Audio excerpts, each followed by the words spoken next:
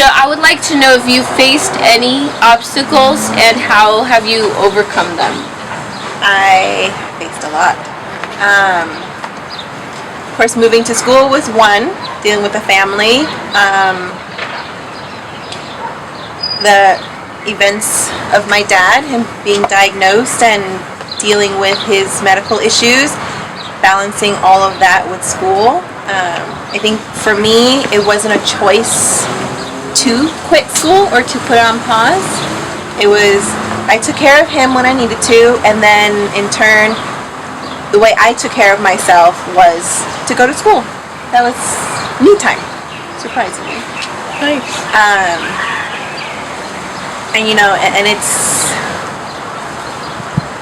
a lot of stigma, especially with therapy. I think the most common thing that I hear is when I tell people I'm going to be a marriage and family therapist, people get that notion, oh, you're going to work with marriage and families, with couples and families, and that's not the case. That's a title, right? Just like doctor is a title, oncologist is a title. Just because you're an oncologist doesn't mean you specialize in all types of cancer.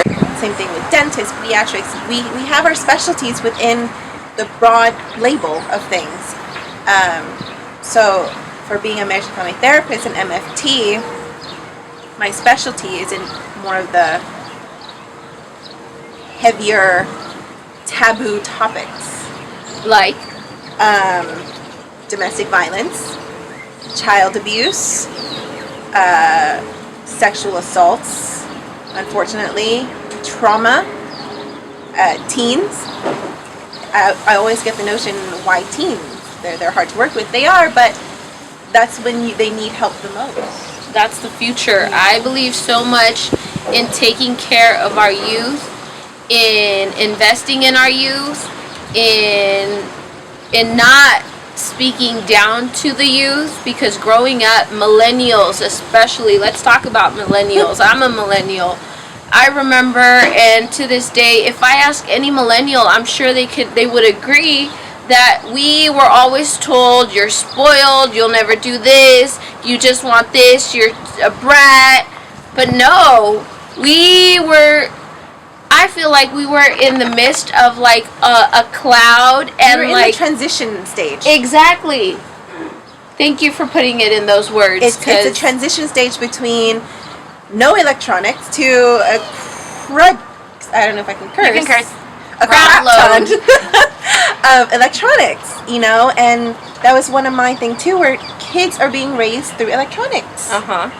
And that's not how it's supposed to be. Like, I joke with my boyfriend, I'm saying, when we have kids, I want to move somewhere where there's no electronics. Like, I want to raise my kids the way my parents raised me. Yeah.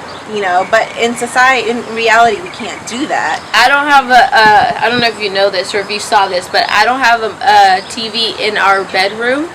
I don't want the girls to have a TV in the room. And for that reason, because I think that they're exposed to too much media. A lot of it is controlled by people that not necessarily have their best interest. They just want the money. Because kids shows nowadays is not what it used to be. Nope. It's not Scooby-Doo. It certainly is not Scooby-Doo and Powerpuff Girls and Power Rangers. You know, there's always that secret message in there somewhere, and it's sad to say, but it's true. And you have to watch what they watch so much. They even behavior-wise, and I'm not saying it's bad to let them watch it. I'm saying if you're gonna let them watch it, monitor what they're watching and talk to them about what they're watching. Right? Because the other part that I can't stand is people blaming the media for their kids' behaviors. You know, they're acting out because of rap music, hip-hop music, they're degrading women because of this and this. You're the parent. Teach them what's right. Filter. Yeah, teach them right and wrong, what's fantasy and what's appropriate. Don't be afraid to open that conversation.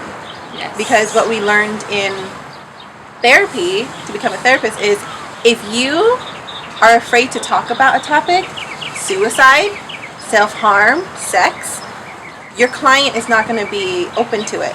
If they sense your fear, they're not going to want to talk about it with you. Yeah. So it's that tough decision where, okay, I have to bring this up. You were suicidal. You were self-harming. I know that this is going on. You have to be comfortable with it. You're the parent. You're the adult. Be in control of the conversation. Yes. If your kid can sense that you're scared of a certain topic, they're going to, bring up that topic because you're uncomfortable about it. Yep. So let it out. Be comfortable. You talk about it with your friends, talk about it with your kids. Yeah, because they'll find somebody to talk about it with. And who knows what kind of feedback they're getting or information. Yeah. And so I can't tell you enough about what the things I've heard from my teen students that come in, and it's like, where did you hear all this from? And it's, now you're playing, you're trying to educate them on something, but also provide them therapy that they need. Yeah. So don't let electronics raise your children. All right. Good point. Any other obstacles that you can think of? Other than finance? Oh gosh, the struggle is so real. Finance will always be a struggle no matter what you do. It's, finding the finance to finance school, finance living, a house, food, necessities, luxuries. I'm getting my second master's, and that is not cheap. Nope. I can roughly tell you I owe over $150,000. So it's not cheap, but don't want to discourage anyone from education. It's worth it. If you know what you want to do and how you're going to get there, it's worth it. Raquel wants to ask something. Come here. You gotta come in the picture. I just want to say something. I think that I'm sorry. Come in. Bring that one. Okay. Bring that one. Okay, fine. I think you can just. I don't even think you can lean over here. I'll move my butt. Okay, I'll just squeeze in here. Yes, please. Just in the investment thing or like the finances, I think it's so easy for us to put money into like a car. So a car would 50 grand, and when we talk about like paying for our education, that's when we're kind of skeptical. And so why are we not the bigger investment than a piece of material that loses value right away, right? Yeah. And so I think the 150 grand, I think that's totally worth it. I mean, it's a long-term investment, and it's easier for us to spend on the stupidest things than on us. Like, what is long-term beneficial for us? Yeah, because honestly, if money was at the forefront, sorry, if money was at the forefront of my brains, like, how am I going to pay this back? I wouldn't be where I am. Exactly. It's gonna get paid. I have a plan. Back then, I didn't know I had a plan. But this is what I wanted, and if I want it, I'm gonna get it. Despite how much I'm gonna owe. Determination. Don't let anyone stop you. Trust me. Especially finances. Especially finances. Yeah. They have loans. Yes, they're gonna get you with the interest rates, and I don't understand that stuff. I don't. But it's worth it. People invest in cars and clothes that's going to be faded, torn, outdated, makeup that's going to go away, and and it's okay. Now you can invest in your education that's not going to go away.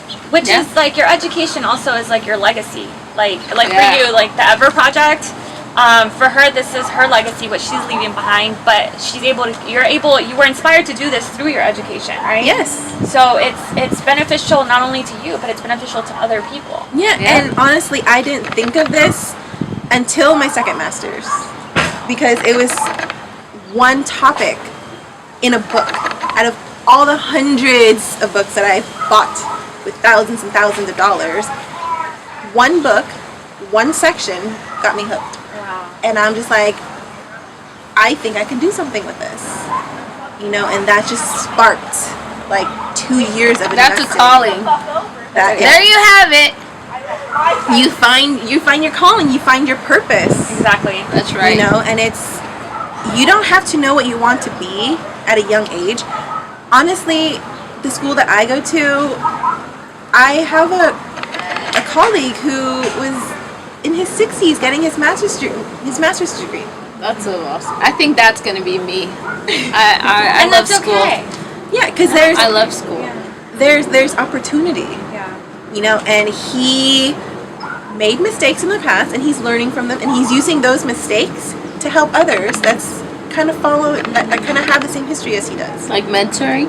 Yeah, but he's a therapist. Oh, nice. He got his degree. He graduated last year, and he got hired on at an agency, and he's a therapist. That's In amazing. his 60s. I'm gonna roll out. Shout out to him. Thank you. Rolling out. Raquel for the cameo. What advice would you give to young girls? Don't stop. You know, no matter what gets in your way, no matter who gets in your way, just keep going. Because if I had let my culture influence me and I followed everything that a Vietnamese girl was supposed to do, I wouldn't be here. You know, sometimes you have to step outside of your comfort zone. We're giving birth to the E.V.E.R project. I'll let Kylie tell you more about it, but I'm just so excited about this project because I feel like it's so important, especially now in the state that we're in. The youth, I just feel like the youth needs so much guidance, so much love, so much understanding. It's crazy, like not nearly have enough. So I'm glad that there's people like Kylie that are taking a initiative to start something to try to help the youth, because the youth is the future. I believe that wholeheartedly. I hope that that I can inspire someone or help someone as much as she's gonna help them, because this is huge. So tell us about the E.V.E.R project. Well, the E.V.E.R project stands for Ending Violence in Every Relationship. Slower. Ending violence in every relationship. Ending violence in every relationship. So this came to be, I think maybe 2 years ago. I was taking a trauma counseling class, and part of the curriculum is to study domestic violence. And we had this book called, I might butcher it, When Violence Starts at Home. And one of the chapters was talking about teen dating violence. And that got me thinking, you know, for domestic violence, we talk about breaking the cycle and knowing the cycle of abuse. But what's more important is the influence that cycle has on the next generation. Yeah. So it's not just, okay, this is the cycle that you're in, how do you break it in your relationship? It's now, this is the cycle that your kids are seeing you in, and now they're going to be raised thinking that it is okay to treat women this way or to be treated this way. You know, and so it's something that's sparked in my head, and primarily the target of it is to bring awareness to schools, because I think I have it in here. The science of abuse. Not that, it was the stats of it. Okay. It was the stats. These ones. Yeah, the statistics. If you go to my site, they're gonna post my link to my site. The pamphlet will be there in the PDF, downloadable. You can print it out. But one of it is nearly 15 million high school students nationwide experience physical abuse from a dating partner in a single year. And I think there was another stats, I forgot the number, but it's on my site that schools aren't equipped with dealing with such a situation. Because, you know, we all hear that, oh, you're too young to be in love, you're too young to be in a relationship. People don't take teen romance seriously. And because of that, teens don't open up to parents or to teachers or to other people, you know. So the purpose of the E.V.E.R project is for me to get into the school systems, get into after school programs or any place that has youth, that has access to the youth, and raise awareness on teen dating violence. Because it starts with teen dating violence and it escalates to domestic violence, and you know, you end up marrying or being in a marriage of domestic violence and you don't know how you got there. And so, you know, I've been fortunate enough to present to 2 different schools, grand total of 550 students between both schools combined, and the results don't lie. You know, I did a pre and post presentation questionnaire, same questions, and it's just to show me what the students knew before the presentation and what they learned after, and their scores went up after the presentation. One school that I presented to, their school went up 9%. It seems like a low number, but progress is progress. Result is result. It is there. In my second school that I presented to, it went up 12%. That's really good. And it doesn't, people think that it's not necessary. It's because they're closed-minded about such topics. They don't want to believe that their teens are in such a relationship.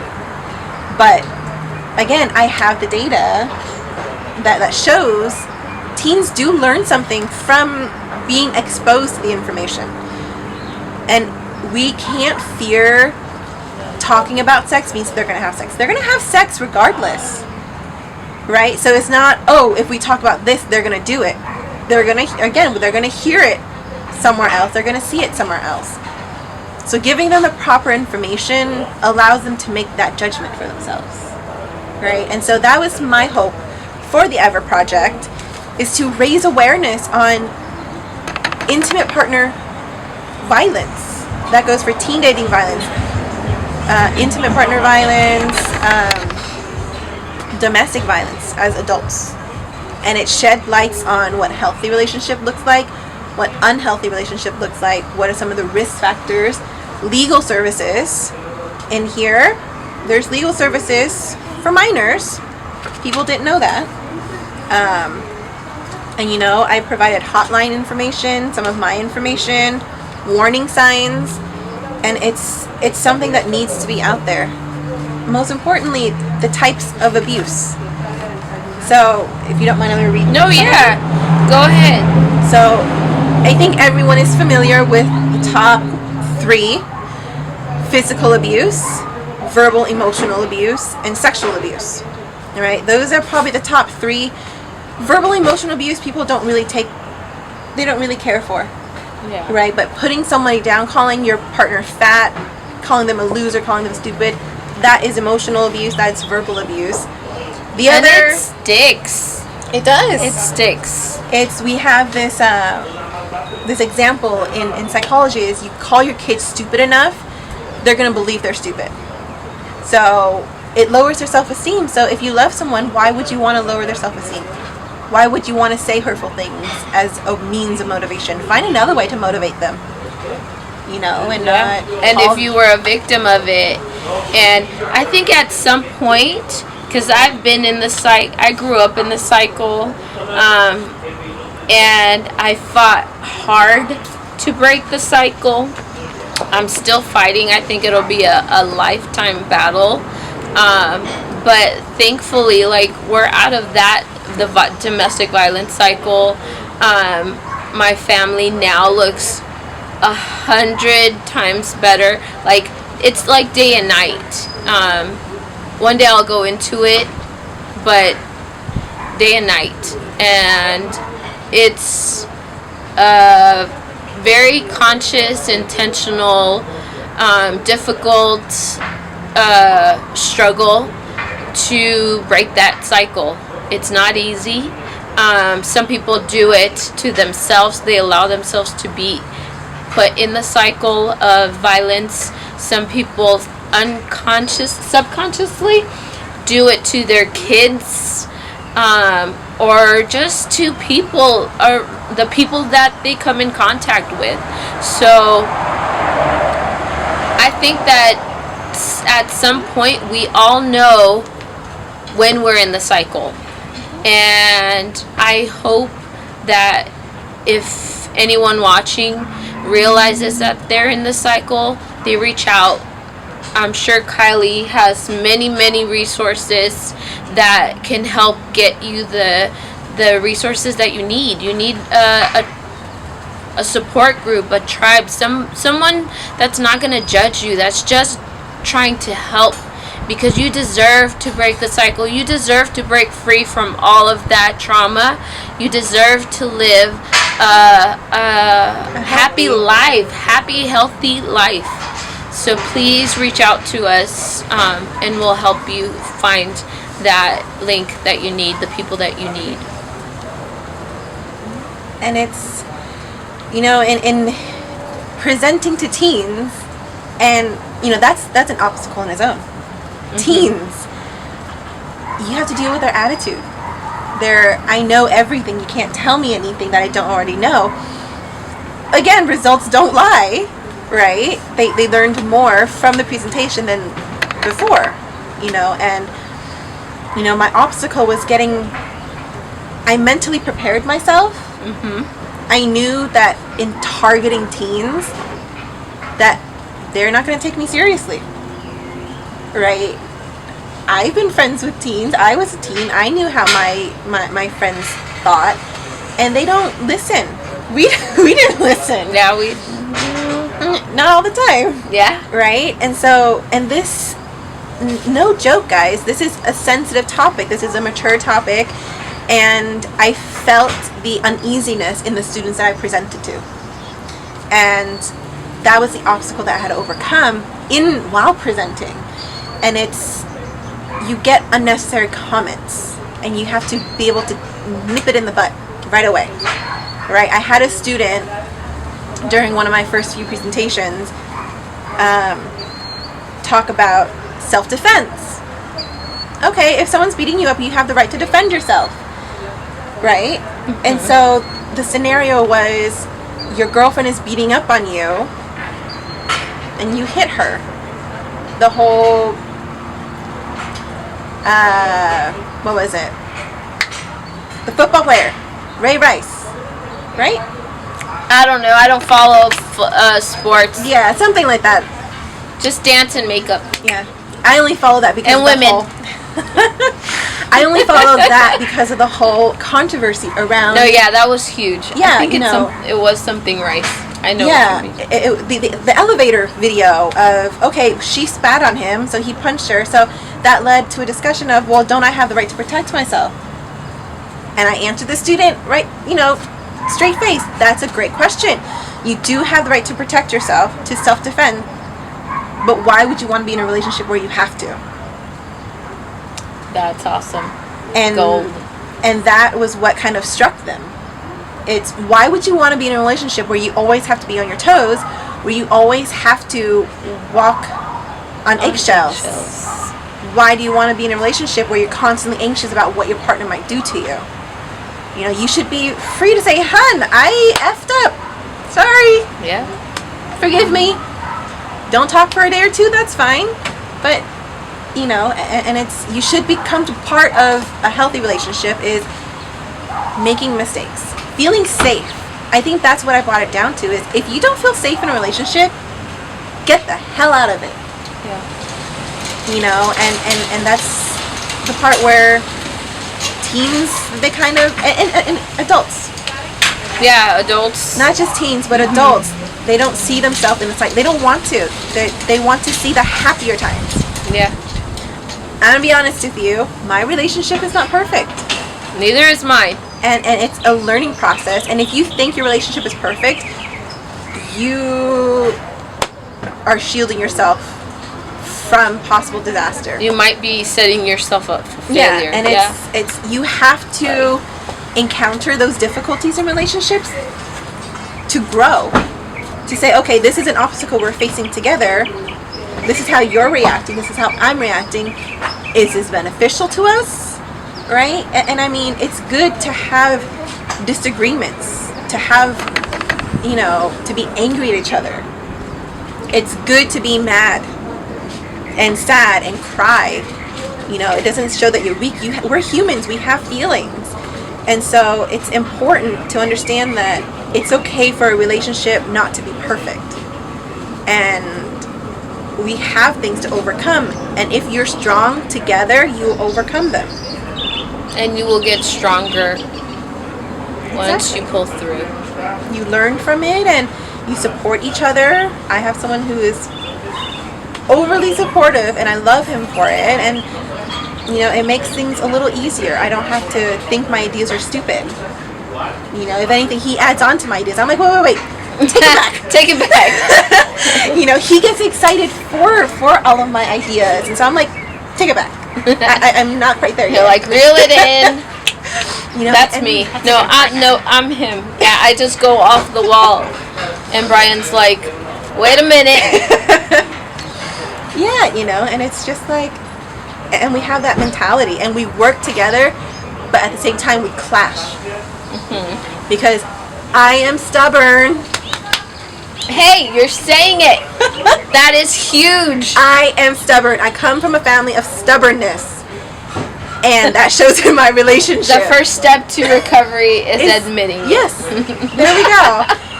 And we butt heads sometimes. But in the end, it's coming from a good place. Yeah. And it's learning. And in the end, you feel safe. You're in a safe space. Yeah. Regardless of how much you argue, in the end you're safe. I am in such a safe space that I can be stubborn. I don't have to hide from being stubborn. I don't have to hide from being mad. I don't have to hide any of that in my relationship. And that's what you should feel. You should feel comfortable being stubborn and being wrong and making mistakes. That's part of growing as a human being, not just in a relationship. As an individual, that's how you grow. Yeah. Right. Oh, in your statement, I'm going to add a new one. I am forever. So if you break it down, it says, I am for ending violence in every relationship. Yes, I like that. Right? And so... You're so clever. I know. That's like my nerdy moment. I thought of it. I'm like... You are such a nerd. I love it. I fight for ending violence in every relationship. That's the girl shirt, right? That's the back of it. That's the male shirt. Right there. And that is the back of the male shirt. Ooh. Yeah. So, more of that to come. Top of that, if anyone can come up with a better design for me, please do. Shout out, contest Yes. announcement. I tried to do that with my teens and, with school, they got distracted. But if you can please, any submissions, there will be a link on my website as well. You can email me your submissions. Anything to do with domestic violence, dating violence, purple, it stands for domestic violence. All right. So in here it says, break the cycle, or break the silence, stop the violence. So that has been my logo. If someone can come up with something better, please do. Life would be so amazing this far. It's been a long time coming, but now they see everything that you are.